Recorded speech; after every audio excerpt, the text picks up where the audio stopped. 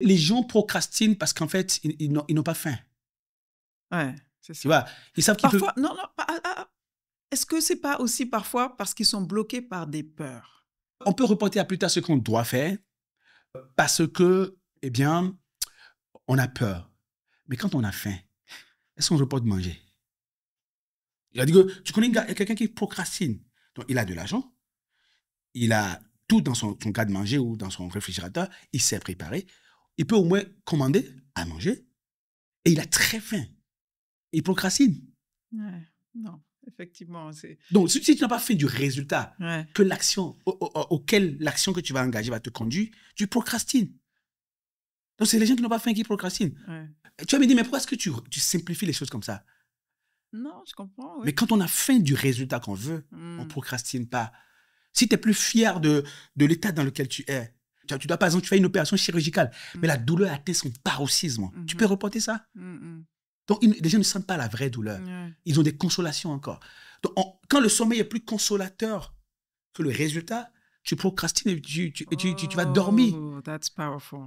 Donc, il y a ce que nous on appelle la procrastination créative qui dit ceci. Pour faire une chose, il faut en reporter une. Donc, les gens qui disent qu'ils procrastinent, c'est qu'ils font semblant de donner plus de valeur à des choses qui ne valent pas la peine. D'accord. Donc, qu'est-ce que j'ai besoin de faire? Tout à l'heure, j'ai vu quelqu'un a dit, ben, tiens, qu'est-ce qu'il faut faire donc, du coup, pour apprendre une langue en 3 mois? Premier jour, arrêtez de scroller, télécharger l'application XYZ, et puis ensuite, commencer par sur 10 minutes de cours par semaine. Donc, c'est-à-dire que tu dois reporter le scrolling pour pouvoir faire 10 minutes d'anglais. En fait, oui, c'est une histoire. Quand tu dis il faut avoir faim, il faut être affamé. En fait, c'est une question de volonté très forte, quoi. Non, personne n'a la volonté de faire quelque chose. Ah. La volonté, ça n'existe pas. Moi, tu penses que moi, j'ai envie d'être en train de parler là? Je dois. C'est deux choses différentes. Ok. Oui, je vois ce que tu veux dire. C'est-à-dire que tout change lorsque tu transformes ce que tu n'as pas envie de faire en ce que tu dois faire. Ce que tu dois faire. C'est tout. La question n'est pas... Non, personne n'a envie. Personne n'a envie. Ouais. C'est pas faire ce qu'on veut, c'est faire ce qu'on doit. Ah ben oui, mais alors, il y a une petite histoire, c'est un peu cochon, mais bon, j'y vais. Okay? Attention. Non, ben tiens, on va y aller si tu veux. Il faut que les enfants puissent écouter quand même. Oui, les enfants pourront écouter. Ok. Donc, c'est un homme qui demande à sa femme, la nuit, voilà. Et la femme dit, bon, va là-bas. L'homme lui dit, je dois aller où? Il dit, mais dis, pousse un peu. J'ai dit, non, tu m'as dit, va là-bas, il doit aller où? Tu veux que j'aille dehors? Il dit, quel dehors?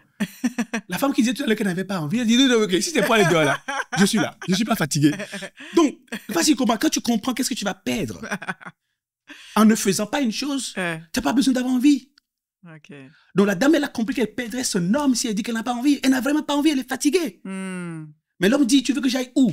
Il dit, va là-bas. Il dit, dehors? Il dit, non, qu'elle dehors. Donc, tu vois ce qu'il dit un peu? Donc, tout de suite, la femme a pu voir ce qu'elle va perdre. Non, elle n'a pas envie. Et elle a compris qu'elle doit faire. On aura beau lui dire, dans un couple, il faut faire, etc. Non, ça, c'est basique. Mais c'est quand toi-même, tu comprends que tu dois transformer ce que tu n'as pas envie de faire en ce que tu dois faire. Tout change. Okay. Et tu ne procrastines plus. Ouais. Et ensuite, les gens ne comprennent pas une chose. Reporter à plus tard ce que tu dois faire, c'est reporter à plus tard la célébration. Si toi, tu fais un bon travail et que tu le rends à ton patron, par anticipation, il va te féliciter, tu le sais bien. Si tu ne l'envoies pas en retard, il ne va pas te féliciter. Donc, conséquence, pourquoi tu fais de la procrastination? N'es-tu pas pressé d'avoir la félicitation? Maintenant, si tu as l'habitude de faire le travail et le rendre un peu plus tôt, il va dire que tu es conscient. Il va te donner plus de projets. Quand tu délivres les projets, on va dire, si vous avez un projet important, on a un nouveau PMO ici.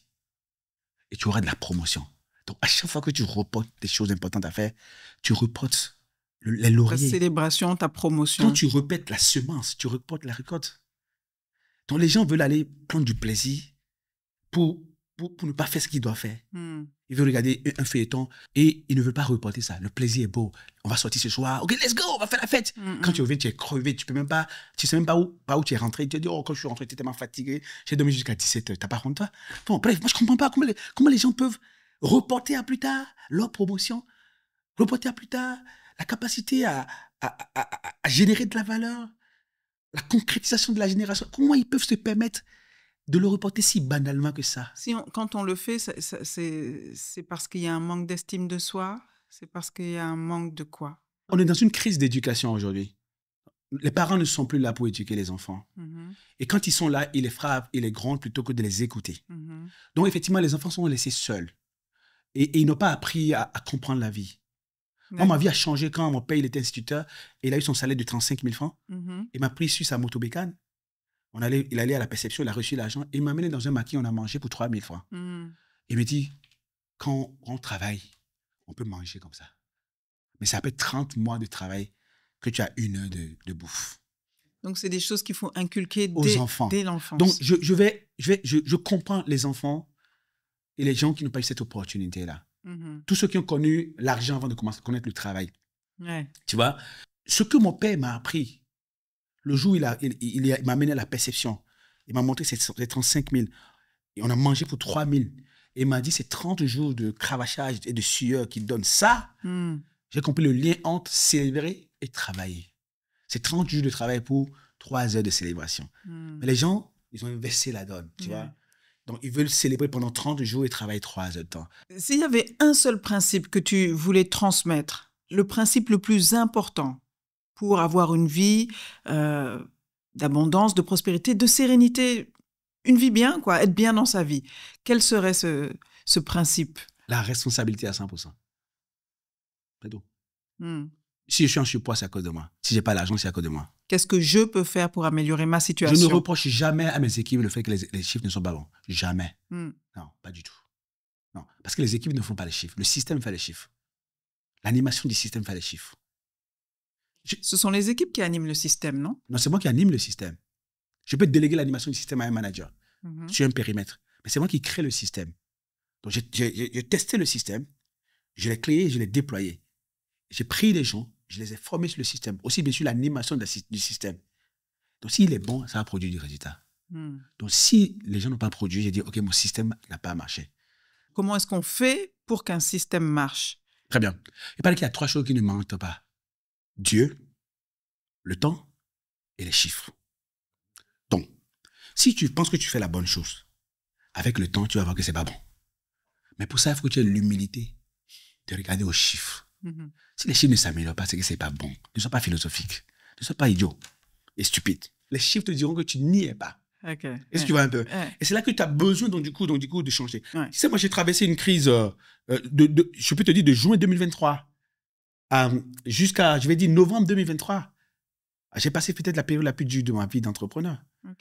Parce que, tu sais, la dureté de la douleur d'avoir des défis, c'est pas quand tu es petit. C'est pas quand tu n'as jamais rien réalisé et tu as des petits échecs. Mais c'est quand tu penses que tu y es. Et l'univers, les situations te montrent que tu n'y es pas. Si bien que pendant que tu le vis, personne ne sait. Parce qu'en fait, c'est pas quelque chose de chaotique. C'est chaotique à l'intérieur. Et donc j'ai vécu des moments tellement difficiles. Qu'est-ce qui s'est passé?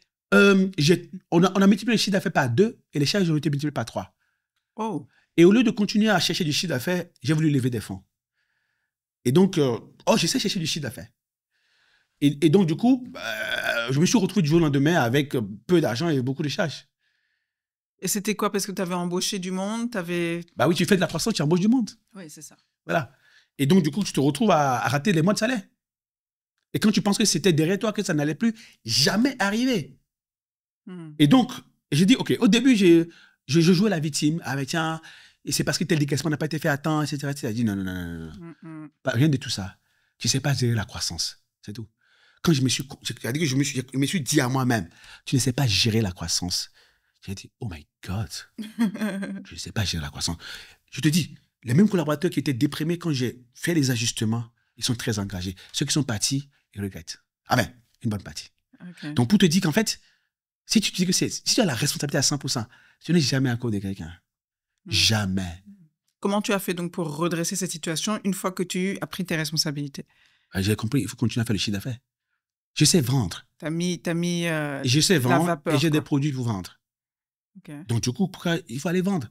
Au lieu de compter sur une hypothétique levée de fonds que tu n'as jamais fait, d'ailleurs, et qui ne t'a jamais marché. Développe ta boîte, va vendre, crée des produits, lance de nouvelles choses. C'est tout ce que moi je fais. C'est des produits digitaux essentiellement? Non, physique. Physique. Tu sais, la crise de trésor, c'est quelque chose de très marrant. Quand tu dis à quelqu'un que tu fais entrer 150 millions par mois et que tu as une crise de trésor, il ne comprend pas. Mais le plus dur pour un entrepreneur, c'est d'avoir 37 millions dans ses comptes de trésor et d'avoir des charges pour 110. qui doivent être levés aujourd'hui. Donc, quand tu dis aux gens que tu n'as pas l'argent ou tu as des crédits, ils disent, mais qu'est-ce qu'il lui dit là? Mais ce n'est pas le gars qui passe son temps en voyage en business class, là, qui dit qu'il n'a pas l'argent. Mais arrêtez, c'est ça la crise de trésor. Parfois, c'est parce que tu manques de 10 millions, il te manque 10 millions pour avoir 150, et tu es devant 4 factures, tu es devant 19 charges, et tu ne sais pas par où commencer. Et personne n'est content de toi. Dans des cas comme ça, tu diminues aussi tes frais, par exemple. Tu te dis, bon, maintenant, je vais pendant un certain temps arrêter de voyager en business. Non, mais parce qu'en fait, tu ne dégrades pas le business. Tu ne dégrades pas. Non, tu ne dois pas dégrader le business. Non, ce n'est pas dégrader le business. Ah, si? C'est dégrader certes. Mais mais tu dégrades les intrants, tu dégrades les outputs. OK. Ça dit que, non, je ne décide pas de ne pas voyager en business. Au contraire. OK. Au contraire, j'ai dit, OK, ça c'est... Parce qu'en fait, il faut pas... On dit que chat est chaud de craint l'eau froide. Mais je ne suis pas un chat, moi. Tu n'es pas un chat. Donc, je dois faire la part des choses. Qu'est-ce qui a marché, qui n'a pas marché? Ce n'est pas le fait de voyager en business qui fait que j'avais du mal à payer mes factures ou à régler les salaires à temps. Non, pas du tout. C'est parce que j'ai arrêté de générer du chiffre d'affaires. D'accord. La bonne nouvelle, c'est qu'il y a une bonne partie du personnel qui est parti. D'accord? Et quand on a commencé par générer du chiffre d'affaires, tiens, on a retrouvé l'équilibre. Entre-temps, tu as des dettes de personnel à payer. Tu as des frais juridiques à payer. Tu as un contentieux des fournisseurs, etc. Mais bon, ça, c'est des choses que je ne connaissais pas avant. Mais quand on est coach de dirigeant et qu'on se retrouve dans cette situation-là, est-ce qu'il n'y a pas un problème de confiance personnelle qui commence à s'installer? Peut-être un doute dans ton esprit. Oui. Chez moi? Oui. Non, tu es avec la mauvaise personne. Moi, je ne fais jamais confiance en moi. Ah non, pas du tout. Non, confiance, non, pas du tout. Alors, la bonne nouvelle, c'est que je crois en Dieu et je prie beaucoup. J'ai connu une crise comme ça avant. C'était en 2011. Et un jour, je voulais craquer. Et mon cousin qui était avec moi, il m'a dit, c'est quoi? Les choses que Dieu peut faire, il ne faut pas que les hommes essayent de vouloir les faire. Donc, il sonnait 11h et quelques le jour-là. Il y avait une messe à 12h30 à la cathédrale de Cotonou. Il dit, allons à la messe. Il dit, on est allé à la messe. Et pendant que j'étais à la messe, un client qui nous devait 10 millions m'a appelé. Et puis, je suis allé chercher le chèque l'après-midi. Il dit, je t'ai dit non. Les choses que Dieu peut faire, les hommes ne doivent pas s'en préoccuper. Non, mais je suis sérieux, hein. Je suis vraiment sérieux. Donc, du coup, moi, je laisse la part du divin dans ce que moi je fais immense.